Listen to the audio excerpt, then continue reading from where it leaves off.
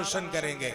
इसीलिए कुरान करीम को अच्छा पढ़ने, अच्छा सुनने, इसको कुरान का भी हुक्म है अच्छा पढ़ो। हमारे आका सल्लल्लाहु अलैहि वसल्लम की ख्वाहिश है अच्छा सुनने की। आप अच्छा सुनने के लिए साहबा से कहते थे कुरान पढ़ो, मेरा जी चाहता है कि मैं अच्छा कुरान तुमसे सुनूं और तुम्हारा कुरान सुनकर मैं सुकून हासिल करूं। कुरान हमारी जिंदगियों के लिए नूर भी है, हमारे कुलूब को मुज़य्यन करने वाला भी है, हमें सुकून देने का जरिया भी है, हमारे सवाब के हासिल करने का भी जरिया है, खैर और बरकत का भी बाइस है। जितना अच्छा कुरान पढ़ा जाएगा और जितना अच्छा कुरान सुना जाएगा उतने ही दिलों पर असर होता है। आइए मुकर्रमी सामीने किराम, हमारा ये खूबसूरत प्रोग्राम पूरी आबोताब और पूरी कामयाबी के साथ अपनी मंजिल की जानिब रवा दवा है। और जिस शख्सियत की सदारत में आज का ये खूबसूरत इजलास मुनक़िद हो रहा है, हम सब के मुशफ़िक़ो मुरब्बी, इस इलाके से ताल्लुक़ रखने वाली अजीम शान शख्सियत, मुरादाबाद के इलाके में शेखुल हदीस के ओहदे पर फाइज हैं हज़रत मौलाना मुफ्ती मोहम्मद साजिद साहब अल कासमी दामत बरकातुहुल आलिया। आप ही की जानदार शानदार बावकार सदारत में ये खूबसूरत इजलास कामयाबी के साथ पूरी मोहब्बत के साथ मंजिल की जानिब रवा दवा है। हम सदरे आली वकार और साहबे सदर हजरत मुफ्ती साहब से गुजारिश करते हैं इन 4 मिसरों की रोशनी में आप अपने ख्यालात का इजहार फरमाएं कि जमी पे रह के सितारों का काम करते हैं, जमी पे रह के सितारों का काम करते हैं, खामोश लोग भी नारों का काम करते हैं और उन्हीं के सर पे सदारत का ताज ज़ेबा है जो तन्हा रह के हजारों का काम करते हैं। सदर आली वकार साहबे सदर हम सब के मुशफ़िक़ो मुरब्बी हजरत मौलाना मुफ्ती मोहम्मद साजिद साहब कासमी दामत बरकातुहुल आलिया अपने ख्यालात का इजहार फरमाने के लिए तशरीफ लाते हैं।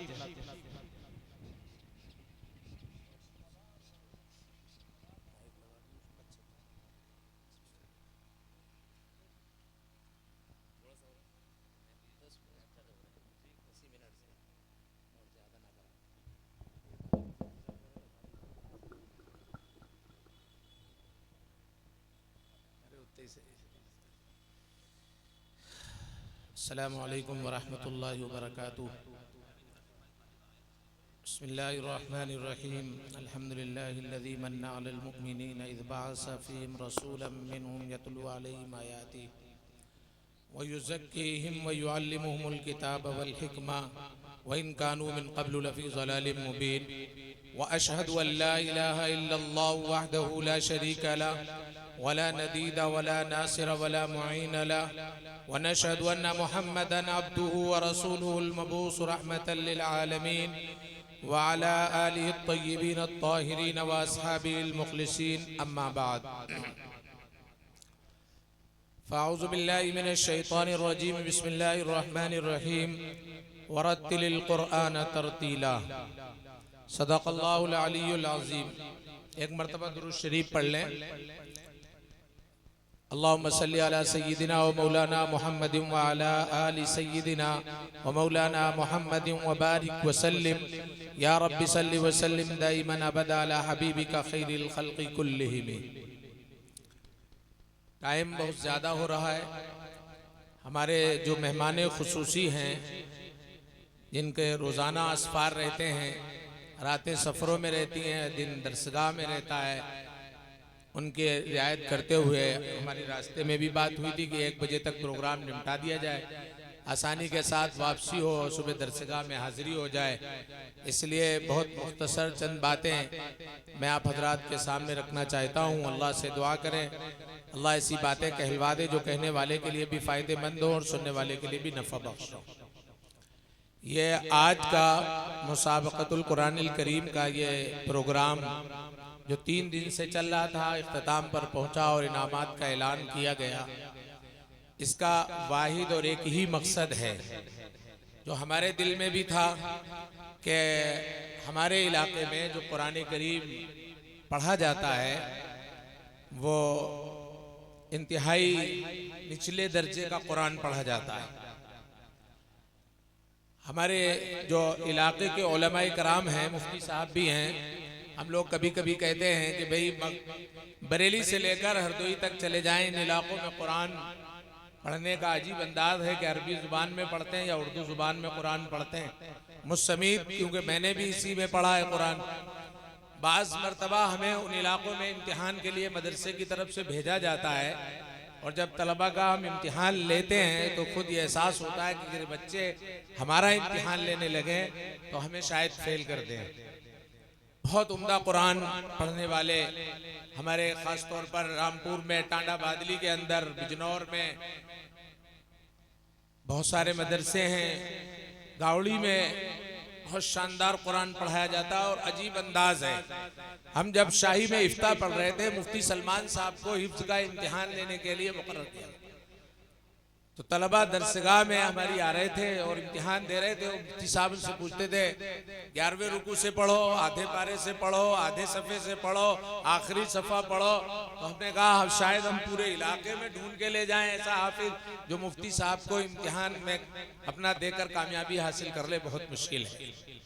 अभी हमने अपने मदरसे में रामपुर जिले का मुसाबका कराया था और उस मुसाबके में बहुत आले तलबा ने शिरकत की थी, लेकिन एक तालिब इल्म ऐसा था कि वहाँ वही हाल था कि पर्चियाँ उठाइए, जहाँ से कुरान करीम लिखा हुआ उन पर्चियों में होगा वहाँ से आपको पढ़ना है। उस तालिब इल्म ने पर्ची उठाई और 2 पर्चियाँ दे दी। मुम्तहिन ने सवाल किया, जब वो तालिब इल्म पढ़ने के लिए उसने शुरू किया तो उसने इस बात को कहा कि फुला पारा है। अभी एक आयत मुम्तहिन ने पढ़ी है, सिर्फ एक आयत, और वो एक आयत कहीं से भी मुख्तलिफ हो सकती है, मुतशाबे भी लग सकता है। लेकिन जैसे ही उसने मुम्तहिन ने पढ़ा और उस तालिब इल्म ने अपनी शुरुआत की और बिस्मिल्लाह की, तो उसने इस बात को कहा फुला पारा है, फुला रुकू है और फुला आयत नंबर है जहां से हम पढ़ना शुरू कर रहे हैं। तो हमने कहा वाकई ये एक अजूबा है, ऐसे ऐसे लोग कुरान करीम के पढ़ने वाले हैं। हमें एहसास होता रहा, उसी एहसास के तहत प्रोग्राम ये मुनाकिद किया गया है कि हमारे यहाँ इलाके में भी बच्चे अच्छा कुरान पढ़ने वाले बने।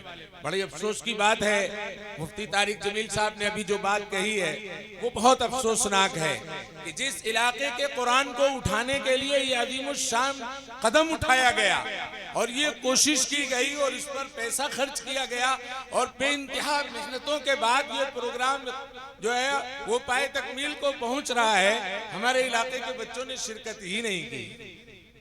बहुत अफसोसनाक बात है।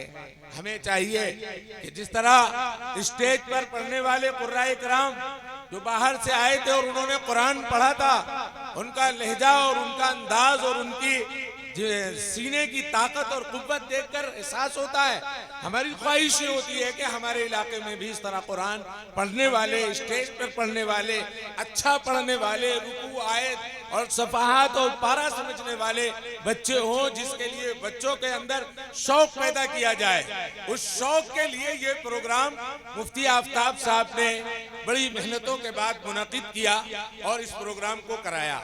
अगली आइंदा साल कराने का इरादा भी है। हम आप हज़रात से अपील और दरख्वास्त कर रहे हैं कि अभी से हम इस तैयारी में रहें कि इंशाअल्लाह आइंदा सालों में जब मुसाबक़े कुरान करीम होगा तो हमारे इलाके के मदरसे के बच्चे अभी से तैयारी करके उसमें दाखिल होंगे और पोजीशन लाने की कोशिश करके अपने नाम को रोशन करेंगे, इलाके का नाम रोशन करेंगे, अपने माँ बाप का नाम रोशन करेंगे।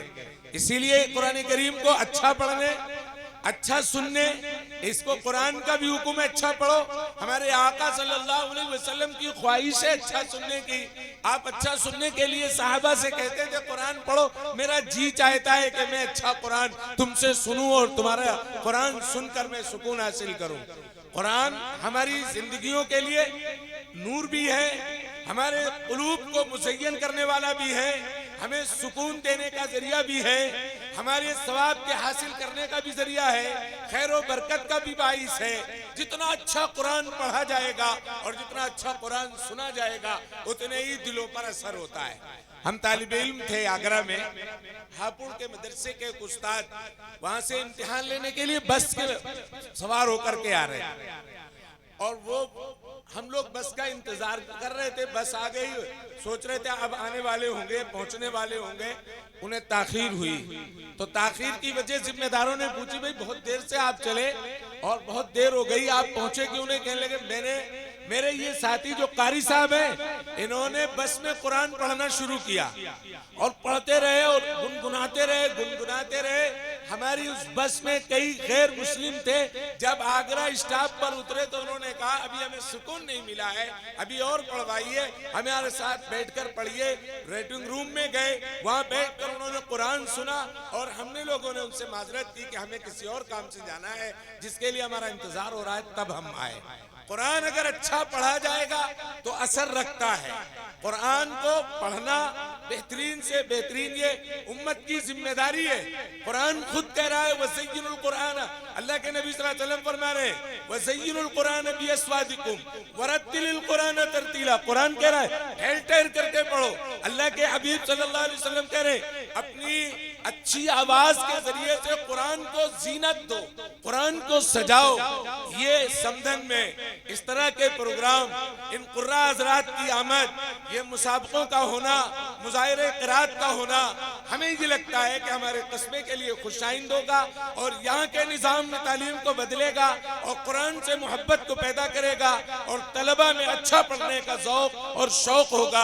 और जिस तरह दीगर जोमों में जाकर के नुमाया कामयाबी हासिल करके तलबा लाते हैं, जिस तरह हमारे तारिक जमील साहब जो हैं पूरे हिंदुस्तान में घूमकर अपना नाम रोशन करते और इस कस्बे और जिले का नाम रोशन करते हैं, इसी तरह का कोई कारी भी यहाँ से उठेगा जो इस कस्बे का और इस जिले का कुरान की मुनासिबत से अपना नाम रोशन करेगा कि ये अच्छा कुरान पढ़ने वाले हैं। वालिदैन की जिम्मेदारी है कि बच्चों की देखभाल करें, असातिज़ा की जिम्मेदारी है कि उन्हें इस नहज पर डालकर अच्छा कुरान पढ़ने के लिए आमादा करें, शौक पैदा करें और इस तरह के मुसाबके में शिरकत के लिए उनके अंदर हौसला पैदा करें ताकि उस हौसले के साथ वो मैदान में आए और वो कुरान करीम को जो है मुसाबके में शिरकत करके कामयाबी हासिल करें।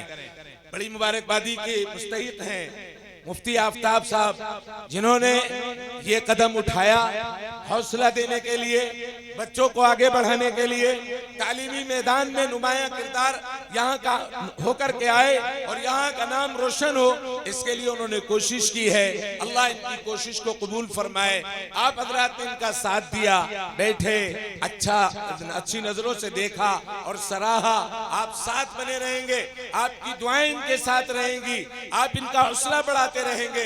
भले ही ये दूर हो, उस दूर रह कर के भी हमारे कस्बे और हमारे इलाके और हमारे पूरे जिले और खत्ते के अंदर बेहतरीन कुरान करीम पढ़ने के लिए जो मेहनत और कोशिश की जा रही है, इंशाअल्लाह वो कामयाब होगी। मैं इन्हीं चंद कलिमात पर अपनी बात खत्म करता हूँ। अल्लाह से दुआ करता हूँ कि अल्लाह तबारक व तआला कहने सुनने ज्यादा अमल की तौफीक अता फरमाए। व आखिर दावाना अल्हम्दुलिल्लाह।